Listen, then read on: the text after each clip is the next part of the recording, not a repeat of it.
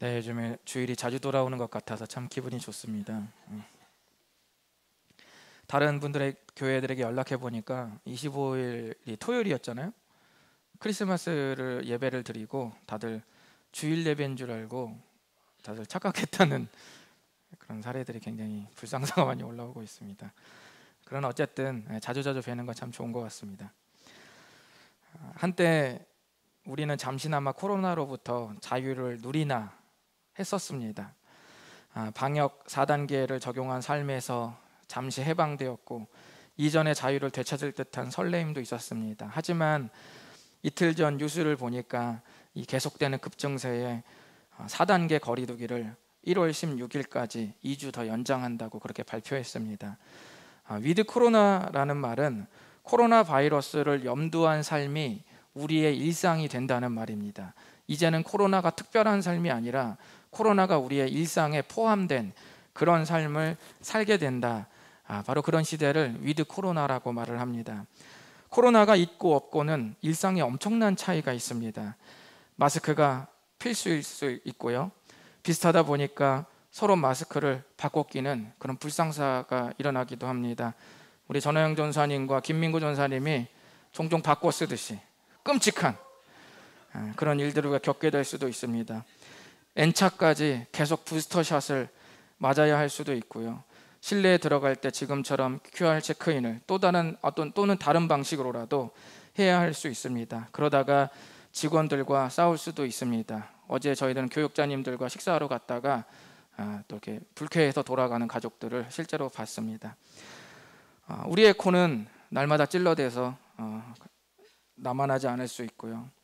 기침이나 발열이 있는 사람을 보면 우리가 민감하게 반응할 수 있습니다.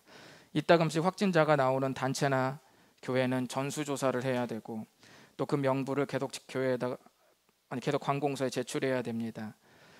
본디 사람은 부대끼고 만나면서 관계를 쌓을 때 비로소 우리는 사람 사는 맛이 나는 법인데 이제는 그 자연스러운 것들이 때때로 허락을 받아야 되는 시대가 되었습니다. 교회 성도님들도 두 부류입니다. 이런 제재에 대해서 아주 민감하게 반응하다 보니까 아주 그보다 더 철저하게 그 방역 지침보다 더 철저하게 지키려고 하는 사람이 있는 반면에 또 사람이 살다 보면 뭐 그런 방침을 어떻게 다 지키냐면서 좀 느슨하게 그렇게 할 수밖에 없지 않느냐고 또 그렇게 하는 분들도 있습니다.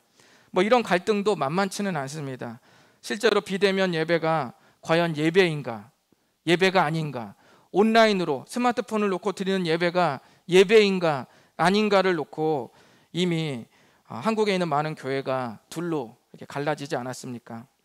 확실히 위드 코로나, 즉 코로나와 함께하는 삶은 우리의 모든 신경을 코로나에 집중시키는 것만은 사실입니다.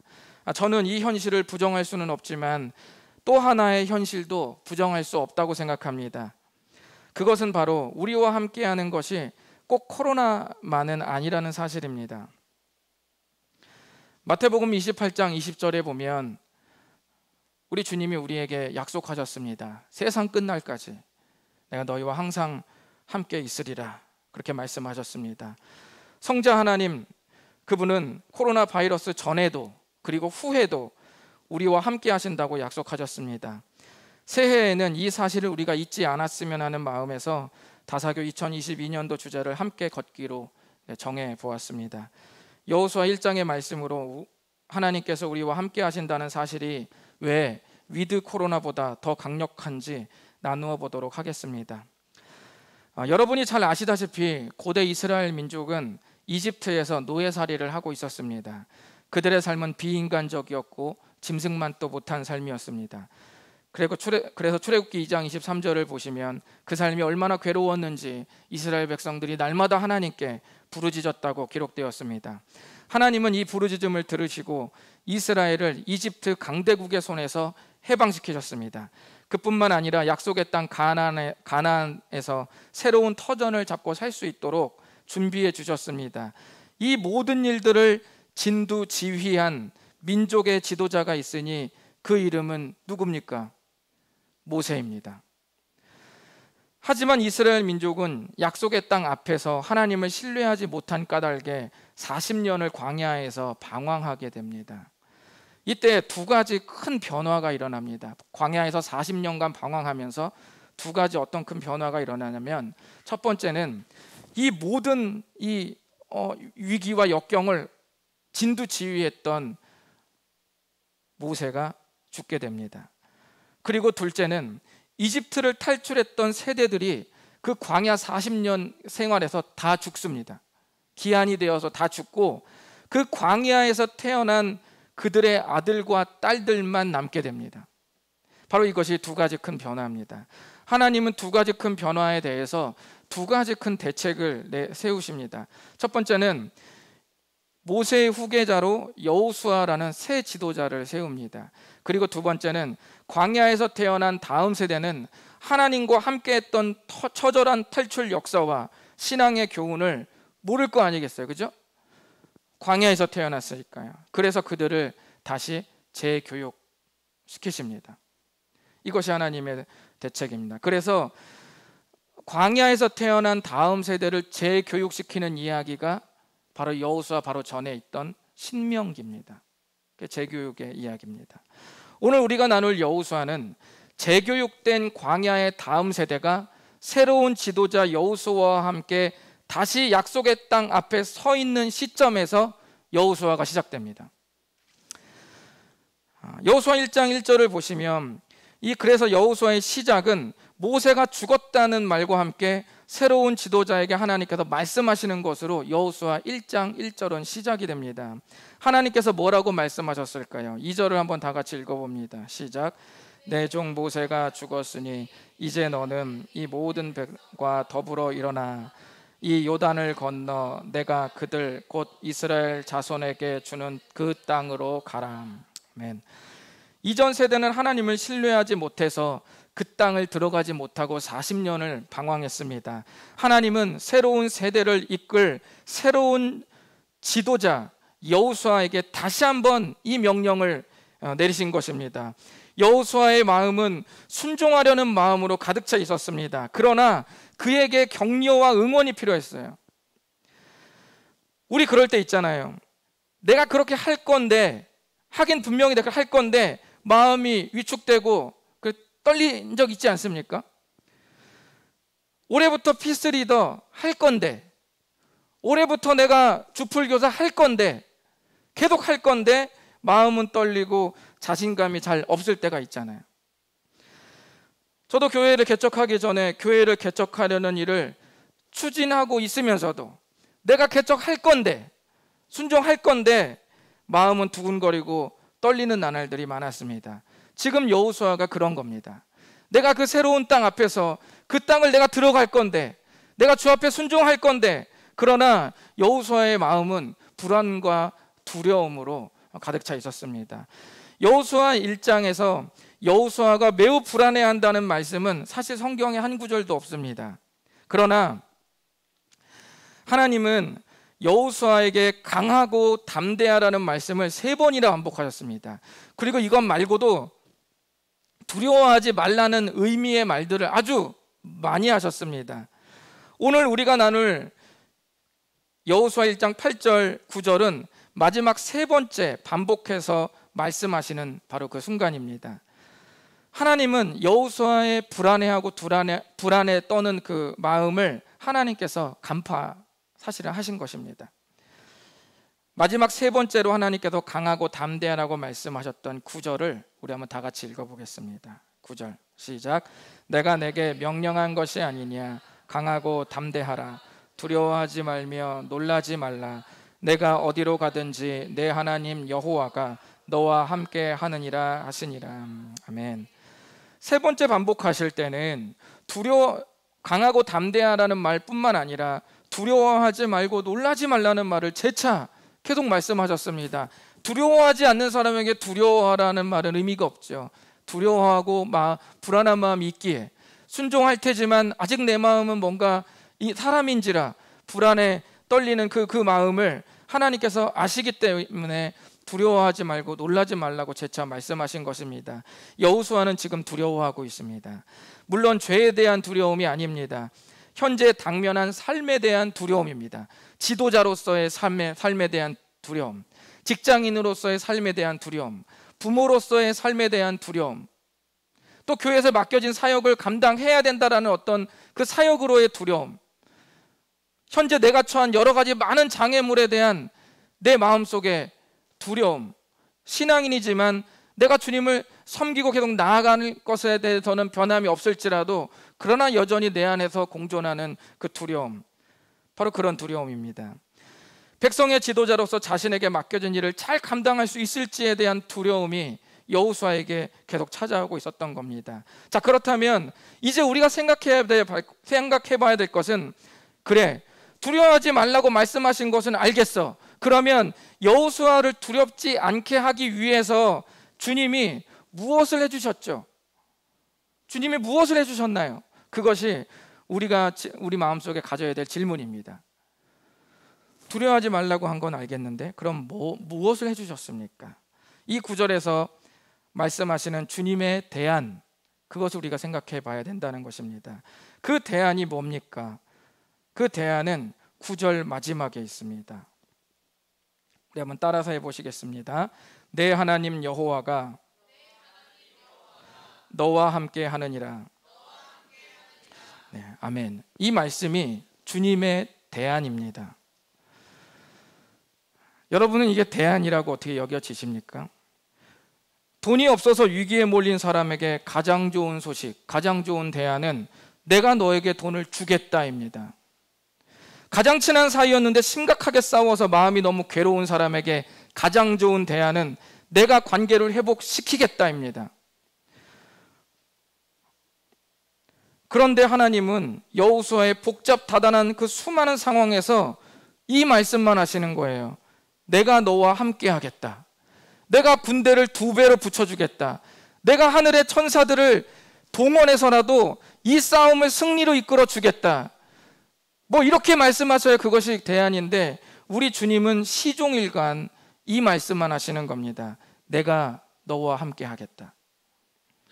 결론적으로 두려워하고 있는 여호수아에게 주시는 하나님의 유일한 대안은 하나님의 함께 하심이었습니다. 하나님께서 여호수아에게 말하기를 하나님의 말씀을 주야로 묵상하라고 하신 그 이유는 함께 하심을 잊지 않는 삶을 유지하는 삶입니다. 하나님의 함께 하심을 잊지 않도록 만드는 삶의 방식이 하나님의 말씀을 주야로 묵상하는 거예요. 그래서 1장 8절이 또 함께 있는 겁니다. 우리는 오늘 이 말씀 앞에서 우리의 영혼을 통째로 꺼내놓고 스스로에게 질문해 봐야 됩니다. 어지럽혀진 내 삶의 모든 대안이 과연 하나님의 함께 하심인가? 내 삶의 대안이 하나님의 함께 하심인가? 이것을 생각해 봐야 됩니다. 코로나 바이러스님의 함께 하심은 여실히 체험했고 그 영향이 내 정서에, 내 감정에, 내 삶의 방식에 영향을 주었습니다. 그렇다면 코로나의 함께 하심이 아니라 하나님의 함께 하심이 내 정서에, 내 감정에, 내 삶의 방식에 영향을 주고 있는가? 우리가 지금 고민해 봐야 된다는 것입니다. 하나님의 함께 하심은 우리에게 2가지 의미에서 아주 중요합니다. 첫 번째는 하나님의 함께 하심을 우리가 느낄 때 미래에 대한 불안함이 사라진다는 겁니다. 1장 3절을 보시면 우리 주님이 뭐라고 말씀하시냐면 제가 PPT로 준비를 안 했는데 제가 읽어드리겠습니다.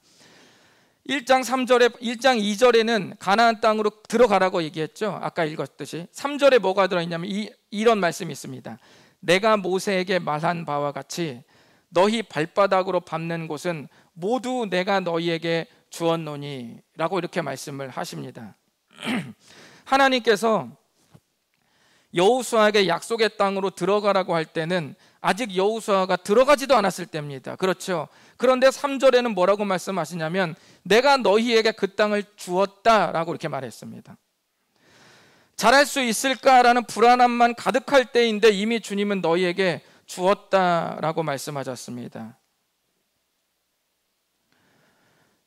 우리에게 닥쳐올 미래를 우리 주님은 주었다, 되었다, 다 됐다 라고 주님이 이렇게 말씀을 하신 거예요.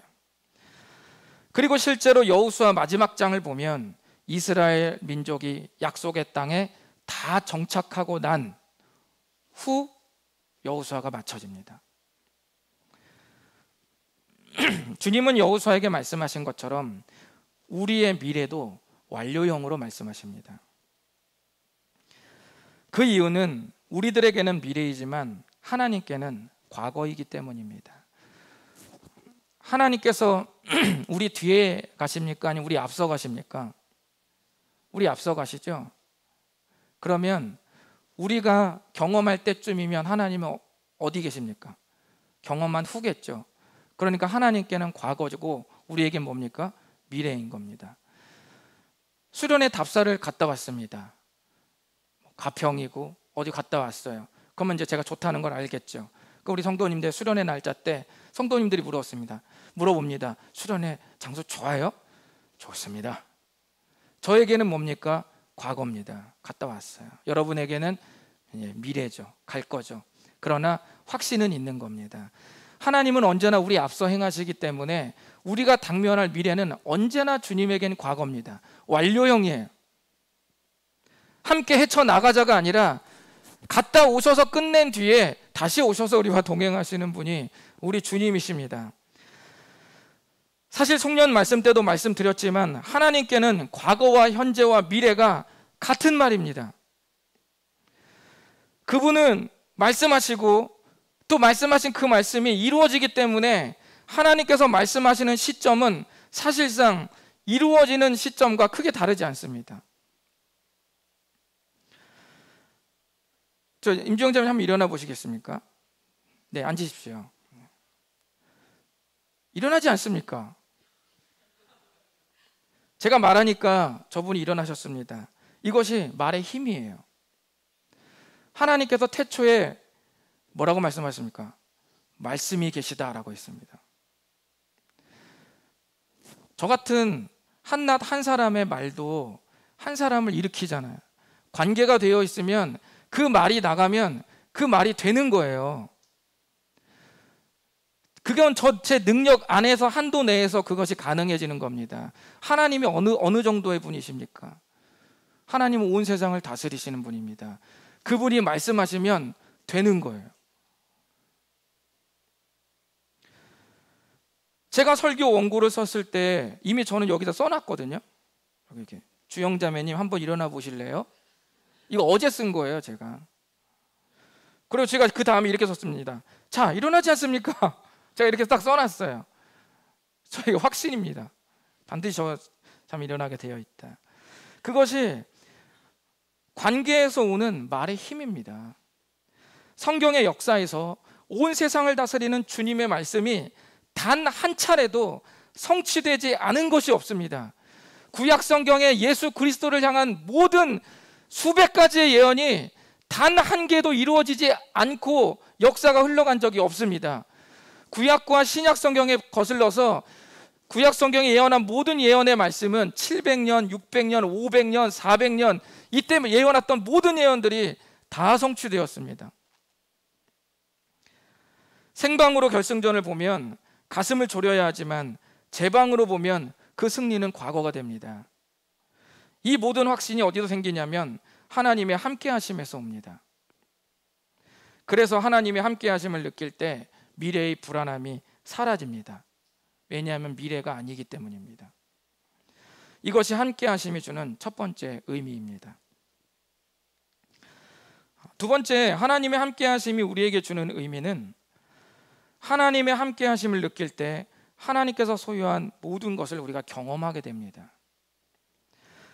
제가 여호수아 1장 8절과 9절을 아까 우리가 봤는데 이 두 구절에 담긴 어구를 제가 조금 보여드릴 테니까 무엇이 더 좋은지 마음속 깊은 생각을 여러분 스스로에게 한번 대답해 보시기 바랍니다. 1장 8절과 1장 9절. 이 솔직히 여러분은 이 둘 중에 무엇이 더 마음에 닿고 무엇이 더 좋습니까? 저는 왔다 갔다 합니다. 여러분도 그럴 겁니다. 우리가 추구할 신앙의 방향은 8절에서 9절로 옮겨가야 됩니다. 왔다 갔다 하더라도 최대한 그 횟수는 9절이 더 많도록 해야 하며, 우리 신앙의 뿌리가 8절보다 9절에 심겨져 있어야 한다는 말입니다. 하나님과 함께 한다는 말은 함께 하시는 분의 모든 것과 함께 한다는 말입니다. 주님을 사랑하면 주님이 주시는 것도 사랑하게 되어 있습니다. 그러나 주님이 주시는 것을 사랑한다고 해서 꼭 주님을 사랑하지는 않습니다. 거꾸로는 안 된다는 말씀입니다. 제가 여러분과 진실한 사랑의 관계이기 때문에 시간과 돈을 아낌없이 쓰겠지만, 반대로 여러분의 시간과 돈이 너무 좋아서 여러분과 관계 맺기를 원한다면 그건 문제이지 않습니까? 성도가 돈으로 보이고 성도가 교회를 굴러가게 할 어떤 기능, 역할로 보인다면 그건 문제이지 않습니까? 제가 그거를 위해서 여러분과 관계를 쌓는다면 그거는 잘못된 거 아닙니까? 관계가 친밀해서 여러분이 교회를 세운다면 그것은 가능한 일이고 아름답고 사랑스러운 그 과정들이고 그 관계 안에서 일어나는 일들이지만, 거꾸로는 파렴치하고 절대 있어서는 안 될 그 일 아니겠습니까? 관계와 희생은 거꾸로 가지 않습니다. 진실한 관계에서 희생이 나오지, 희생을 위해서 맺는 관계가 진실할 수는 없다는 말입니다. 마찬가지입니다. 함께 하나님과 함께 하심을 사모한다는 말은 하나님을 사랑한다는 말입니다. 그러면 그 관계 안에서 평탄한 인생도 가질 수 있고 형통함도 누릴 수 있습니다. 그러나 하나님이 주시는 평탄한 인생과 형통을 바라고 교회를 다니고 주님을 믿으려고 한다면 영원토록 주님을 믿을 수 없을 것입니다. 이런 신앙은 백전백패입니다. 왜냐하면 결코 온전한 관계가 나올 수 없기 때문입니다. 마태복음 28장 18절에 예수께서 나와 말씀하여 이르시되 하늘과 땅의 모든 권세를 내게 주셨으니 라고 말씀하고 있습니다. 어떤 분은 그 네 개의 네 개를 네 개로 어휘로 바꿔서 읽는 분이 있습니다. 그 은혜를 받는 거죠. 주님이 하늘과 땅의 모든 권세를 나한테 주셨어. 나한테. 다시 잘 보십시오. 이거 누가 하시는 말씀입니까? 예수님이 하시는 말씀이잖아요. 하늘과 땅의 모든 권세를 누구에게 줬습니까? 예수님에게 주셨어요. 예수님에게. 우리에게 주신 것이 아니라 예수님께 주셨습니다. 그래서 오늘날 하나님과 함께 한다는 말은 예수님과 함께 한다는 말과 같은 거예요. 하늘과 땅의 모든 권세를 내가 누리려고 하기 위해서 안간힘을 쓰고 발악을 하면 안 누려집니다. 그러나 하늘과 땅의 모든 소유주가 되시는 예수 그리스도와 함께하면 그 모든 것들은 자연스럽게 우리에게로 따라 들어오게 되어 있습니다. 그러므로 우리가 예수님과 함께 하심을 사모할 때 예수님이 소유한 모든 것을 경험하게 됩니다. 이것이 하나님의 함께 하심이 주는 두 번째 의미입니다. 이스라엘 민족의 새로운 지도자 여호수아는 민족을 이끌고 약속의 땅에 정착해야 하는 막중한 임무 앞에 섰습니다. 얼마나 떨리겠습니까? 하나님은 여호수아에게 그 떨림, 그 두려움, 그 불안함에 대한 유일한 대안으로서 내가 너와 함께 하겠다고 그렇게 말씀하셨습니다. 여호수아는 이 말씀으로 마음속 가득했던 두려움을 몰아내었고 하나님과 함께하는 동안 주님이 소유한 모든 능력과 은혜를 경험했습니다. 그리고 그 이야기는 고스란히 여호수아 1장 10절부터 24장까지 전부 기록되어 있습니다. 이 말씀이 현재 이 땅을 밟고 살아가는 우리들의 실질적인 대안일 수 있기를 저는 진심으로 바랍니다.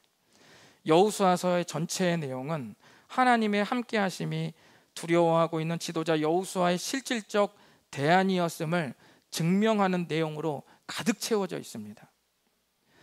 여호수아 마지막 장인 24장의 마무리에 이런 이야기가 기록되어 있습니다. 세월이 지나서 이제 여호수아는 나이가 늙고 하나님 앞에 갈 때가 다 되었습니다. 마지막으로 여호수아가 무엇을 했을까요? 여호수아가 세겜이라는 지역으로 모든 백성들을 불러 모읍니다. 전부 불러 모아요. 그러면서 너희들 하나님을 정말 잘 믿어야 된다라고 아주 강조를 합니다. 그러므로 이제는 여호와를 경외하며 온전함과 진실함으로 그를 섬기라. 너희의 조상들이 강 저쪽과 애굽에서 섬기던 신들을 치워버리고 여호와만 섬기라. 이렇게 여호수아가 백성들에게 그 마지막 주 앞에 가기 직전에 이렇게 백성들에게 호소합니다. 그러자 백성들이 뭐라고 말했겠습니까? 결코 주님을 버리지 않겠나이다, 이렇게 말합니다. 자, 이렇게 다짐을 들으면 되는 거 아니겠습니까? 그런데 여호수아는 이것이 삶에 얼마나 중요했는지 무려 4번을 반복합니다. 이 얘기를 계속 4번을 똑같이 말합니다. 그때마다 백성들은 어이구, 우리가 절대 그러지 않겠습니다. 결단코 결단코 우리가 그러지 않을 것이고 우리는 평생 여호와만 섬길 것입니다 라고 재차 이렇게 당부를 합니다. 다짐을 합니다. 그런데 그것도 모자라서 여호수아는 4번의 다짐을 듣고 난 뒤에 하나님의 성소 곁에 있는 큰 돌 하나를 세워서 그들의 다짐을 잊지 않도록 기념비를 또 세웁니다. 그것이 여호수아 24장의 마지막 이야기입니다. 왜 이렇게 여호수아 24장이 끝났을까요? 하나님의 함께 하심을 사모하는 신앙이 그 다음 세대로 전수되기를 바랐기 때문입니다. 오늘날 이 신앙의 다짐은 동일하게 유효합니다. 올 한 해 위드 코로나에 사로잡히지 않고 위드 하나님, 위드 예수님의 삶에 사로잡힐 수 있기를 바랍니다. 우리가 두려워하지 않을 수 있는 이유는 주님이 우리와 함께 하시기 때문입니다. 하나님의 함께 하심은 우리의 삶의 실질적인 대안입니다. 여러분이 예수 그리스도가 나와 함께 하시는 것이 나의 삶의 유일한 대안입니다라고 고백하고 그 삶을 애써 살기 위해 몸부림친다면 여러분에게도 동일하게 여호수아의 1장부터 24장의 이야기가 그대로 펼쳐집니다. 그 역사를 여러분이 써내려가시기를 진심으로 바라겠습니다. 기도하겠습니다. 이 시간에 우리의 마음을 모아서 눈을 감고 올 한 해 주제를 좀 생각하면서 함께 걷기 첫 번째 말씀으로 먼저 누가 우리의 인생에 함께 걷는가? 바로 하나님이 우리와 함께 걷고 우리와 함께 하신다고 말씀하고 있습니다. 코로나 바이러스가 우리와 함께 하는 동안 우리가 얼마나 많은 영향을 받았습니까? 그러나 과연 하나님의 함께 하심을 내가 부인하지는 않으나 하나님의 함께 하심이 나의 삶에 얼마나 많은 영향을 미치고 있는지 한번 곰곰이 생각해 보시기를 바랍니다. 그리고 다시 한번 올해 주 앞에 좀 다짐했으면 좋겠습니다. 주님, 그 어떤 것보다 예수 그리스도의 함께 하심이 내 삶의 유일한 대안임을 고백합니다.